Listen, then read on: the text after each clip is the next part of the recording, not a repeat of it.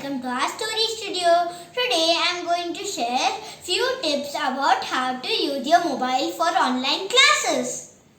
If it's the writing class, take a container like this and keep it on your study table.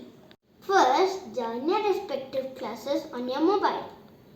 After joining the class, on the back camera and keep it on your box.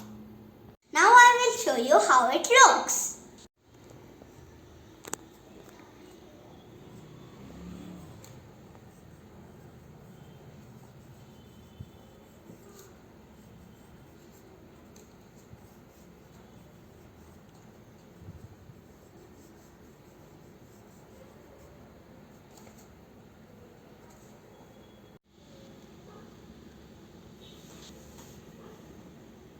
The same box can be used for reading classes. Join your respective classes on your mobile and keep it front. Now on your front camera.